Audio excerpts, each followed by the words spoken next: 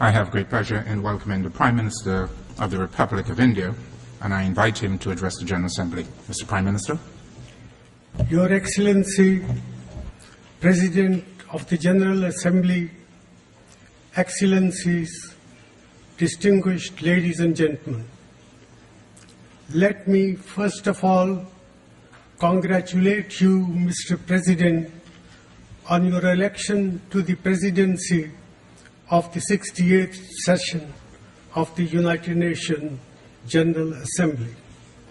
We wish you every success and we assure you of our fullest cooperation. Mr. President, at a time when the world is facing multiple challenges, there is renewed attention on the role of the United Nations in advancing international peace, security, and prosperity.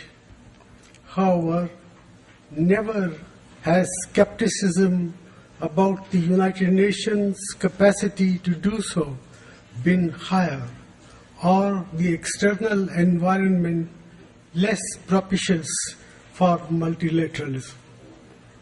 Nearly 7 decades of the work of the United Nations hold one simple lesson, and that is this: we are most successful when we adhere to the letter and spirit of the United Nations Charter, basing our decisions on the widest possible consent and balancing equitably the needs and responsibilities of nations at different stages and levels of development. In these 7 decades, the world has changed in fundamental ways. Asia and Africa are independent and resurgent. Countries are now not only more interdependent, but also face new and increasingly complex challenges. For multilateralism to remain relevant and effective in the future, multilateral institutions need to be reformed and reformed urgently. The place to begin is right here. The United Nations Security Council must be reformed and restructured to reflect current political realities. More developing countries should be included as both permanent and non-permanent members. Multilateral financial institutions should also enable an enhanced voice for developing countries in their decision-making structures. Multilateral efforts must guide our quest for peace and security wherever they are threatened, and the centrality and contribution of the United Nations system to development must be restored. These objectives, Mr. President, require the building of a new international consensus suited to our time and rooted in today's realities. It is only such a plan of action that will enable the United Nations to meet the twin tests of legitimacy and effectiveness and efficiency. Mr. President, we commend your choice for the theme of this session, setting the stage for the post-2015 development agenda is especially important as we deal with the lingering global economic slowdown and continuing volatility in financial markets. These have imposed disproportionately heavy costs on developing countries and vulnerable groups within these countries. Growth and inclusive development are naturally important for all our countries.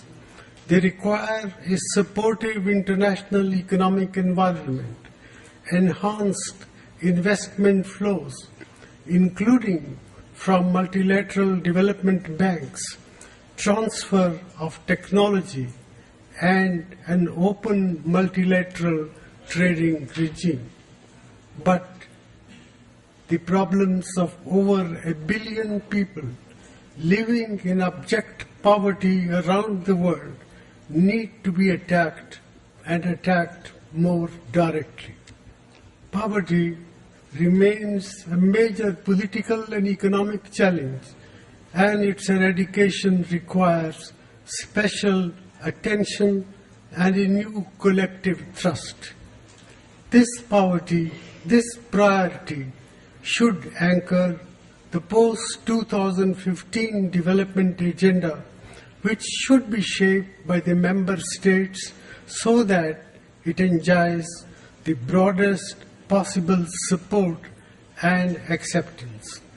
Mr. President, issues of peace, security, human rights, and governance are important and need to be addressed. But we will fall short of realizing an ambitious post-2015 development agenda if we focus merely on governance issues at the cost of robust economic growth. This agenda should not be merely about reprioritizing domestic spending, but also about fostering genuine international partnerships between developing and developed countries to bring about change. All of us need the policy space necessary to set our own domestic priorities. No one knows the condition of developing countries better than the developing countries themselves. It is therefore important that the United Nations set clear and concise goals and provide practical and well-defined means of implementation, including adequate flow of resources and transfer of technology, taking the views of developing countries fully into account. A meaningful post-2015 agenda must place equally high priority on food and nutrition, health, education, infrastructure, water, sanitation, energy, and discrimination against women. Especially critical is women's equal access to economic opportunities, and that they do not become victims of violence or targets of prejudice.